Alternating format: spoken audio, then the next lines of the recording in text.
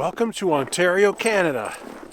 Yeah, it's a cold one today, guys. So let's go through a typical day here on our Canadian farm stay startup, Hidden Spring Farm.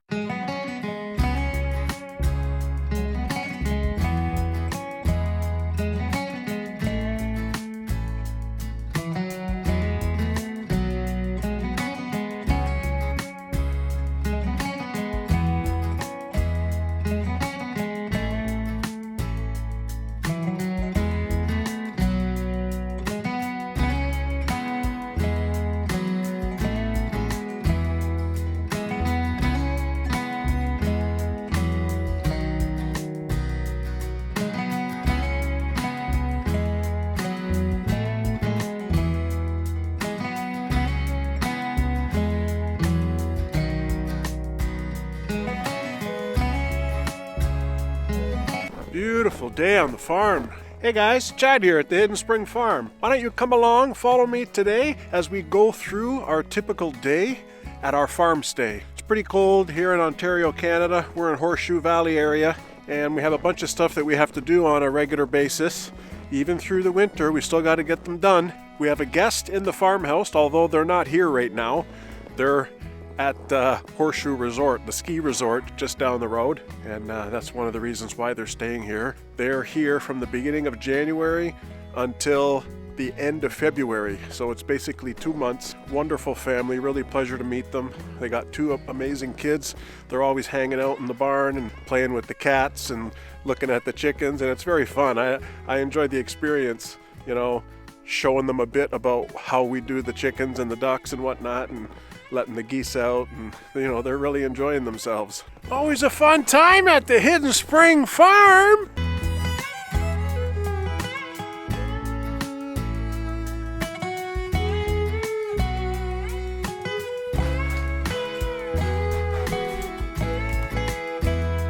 I usually start my day here by going in the barn, and I get all the barn cats fed. I usually feed them a wet food in the morning and a dry food in the afternoon, and they do a great job of keeping the rodent population down here at the farm. We have 6 cats all together, and I think that they're really enjoying their life here on the farm.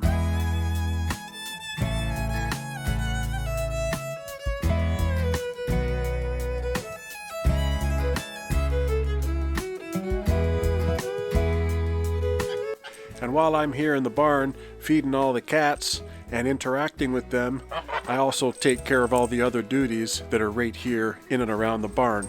And we got to get the geese out and give them some water and feed.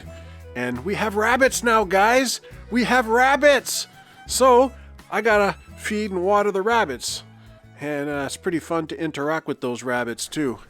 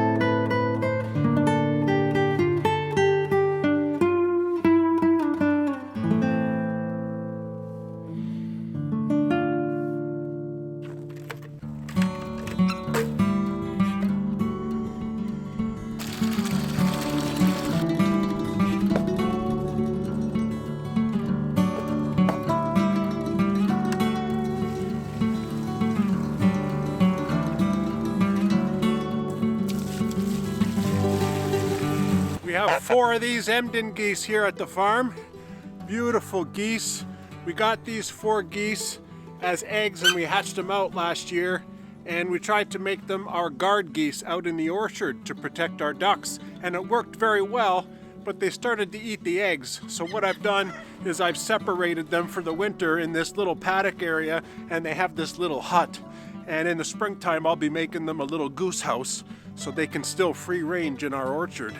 But they're beautiful geese, beautiful. I don't think they care for the snow too much, but this one, she likes me pretty good.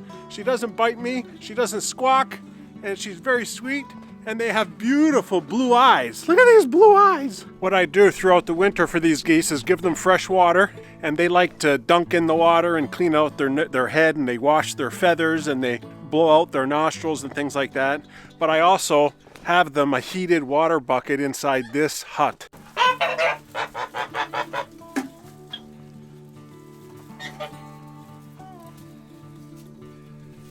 Molly, you coming in? I don't think these geese like it in this hut very much, and I've used my last bale of straw, so I gotta constantly cover their poop, because they poop a lot in here, eh? So I gotta cover their poop with more straw and more straw and more straw. I got a couple of car tires in here and a little bed so that they can get up off the ground so their feet don't get too frozen, eh? But I mean, it's doing okay. I'll suffer through until the spring comes, and then I'll build them this super ultimate goose house. It's gonna be amazing. I gotta work on a design though. I've been trying to spend some time with these beautiful rabbits, guys, trying to get them to know me and know my smell, know my voice, and so far so good. Once I grabbed them, they just sit with me patiently, and it's been pretty good. So we got these rabbits, but now it's just added labor onto the farm. So I have a little bit more chores to do, but the rabbits don't really take a lot of work so far. I'm not breeding them, I'm just holding them for the winter until I can build them a proper house. We're giving them these pellet type things, and I also have one of these heated water bowls, and I just keep filling it up. They're keeping it quite clean actually, and I just keep topping up the water so they don't have to bend over too far in there, so they won't get their paws wet. And I mean, they poop all over the place in here. I've been trying to sweep it up with a dustpan, but so far my experience with these rabbits are amazing.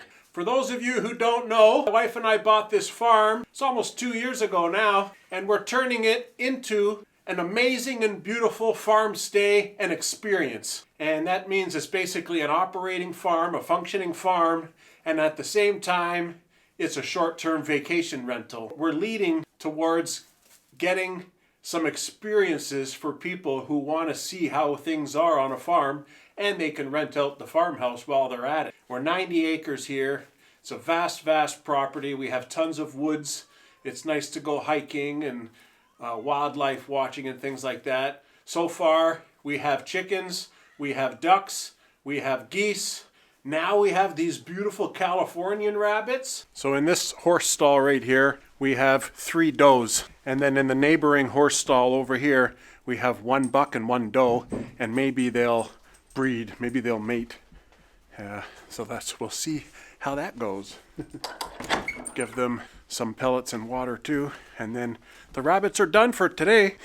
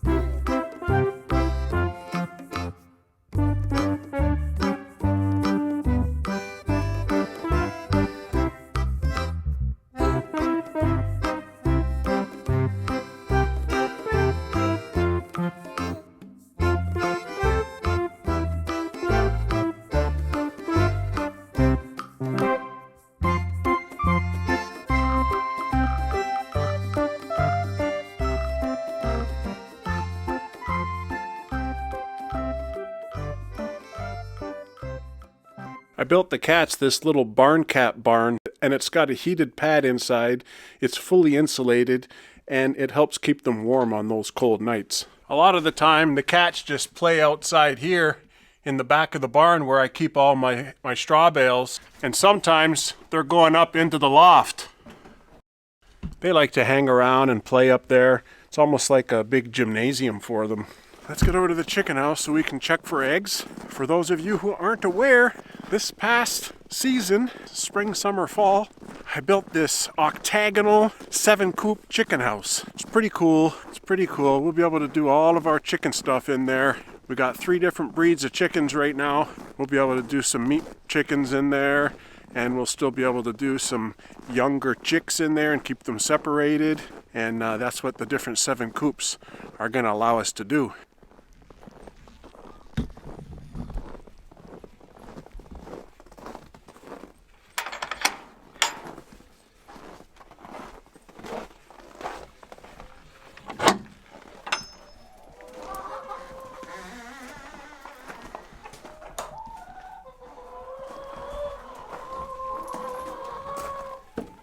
Every day I come in here in the morning and I check for the eggs because I don't want the eggs to get frozen and cracked. Then they're going to be useless.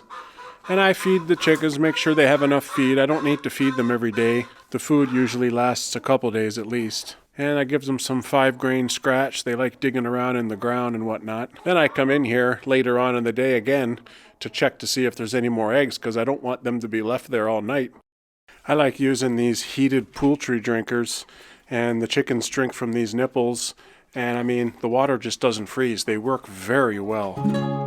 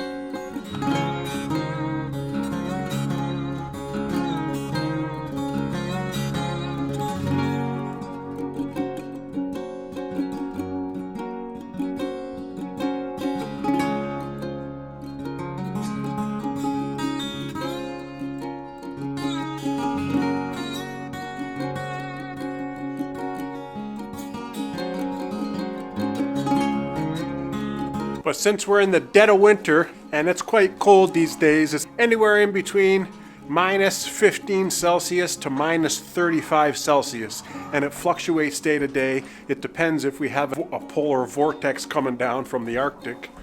But it can get quite cold in here. If I look at the thermostat right here inside the chicken house, it's showing me minus 14 Celsius, which is about 5 degrees Fahrenheit, which is pretty nippy. You know, and the chickens have really slowed down their laying, which is okay. I'm okay with that, but so far today, we have only 5 eggs. So I expect that the chickens are gonna lay a little bit more today. I mean, the fact that we have 40 hens, all at laying age, that's not really that good. 5 eggs out of 40, but it is what it is. It's winter time, there's less daylight, and on these bright sunny days, they need to get outside and soak in the sun rays.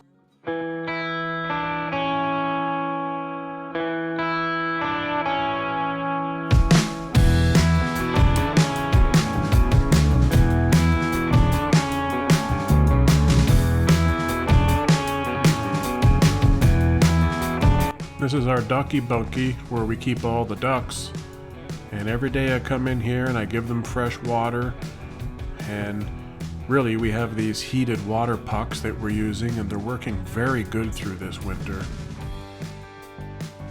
Now, although our khaki Campbell ducks are much hardier than chickens, they don't really care much for the snow, And I mean, they just survive the winter, they don't thrive in it. But spring's right around the corner and they'll be in the orchard soon enough. This is a bulk feeder that I built out of a garbage can. It holds basically 4 bags of feed, so I have a lot less work to do. If it has snowed, then I need to clear the area around the door, otherwise I can't open the door. And other than that, let's head on inside. The ducks sure do love to hide their eggs. I guess it helps keep them warm. Anyways, only 2 duck eggs today, folks. So here at the Hidden Spring Farm, we regularly rent out the farmhouse. Even through the winter, all through the summer, all through the winter, even as cold as it is, people are still out and about. Because this is Canada, guys! And people love to go skiing at the ski hills that are close by. So we have to be prepared. To help me be prepared to handle the snow volume here at the farm, I got myself a John Deere farm tractor. This is a John Deere 3039R, and it's got a huge bucket on the front, and I got a very powerful 60-inch snow blower on the back, and it takes care of our super long driveway and all of our center island around the front of the farmhouse area. This thing's a beast.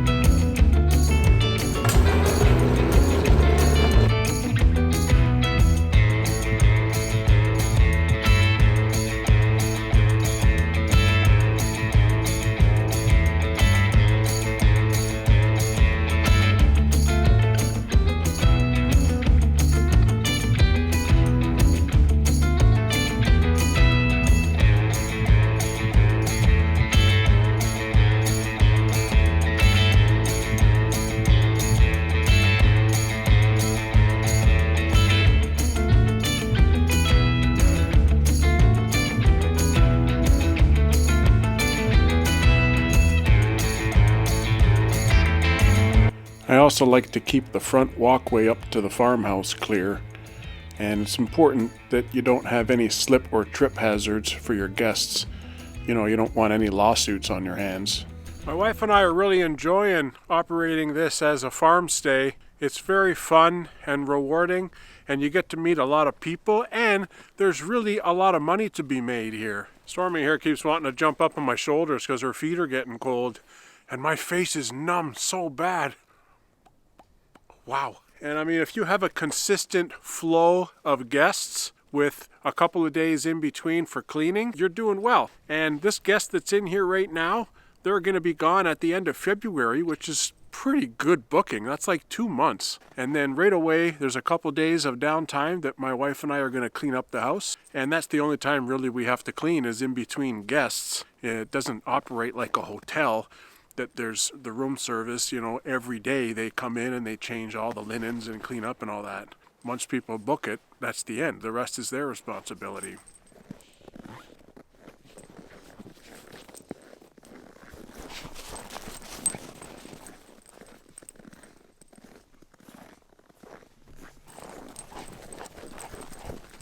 That's just a little glimpse of what us Canadians, or anybody in a cold climate, has to deal with when you're working on a farm. Whew, frozen. I'm frozen. But I appreciate you watching. Don't forget to pound that like for me, please, if you enjoyed the video. And don't forget to click that subscribe if you want to follow along on our journey of transforming an old hobby farm into an amazing and beautiful farm stay and experience. I'm going to put a video down here for you to click on if you're interested in watching the changes that we made in the 100-year-old century farmhouse in order for us to be able to start renting it out. It wasn't in rentable condition. We needed to do a little bit of work. So click the video down below and continue going on the Hidden Spring Farm. That being said, you guys take care, okay?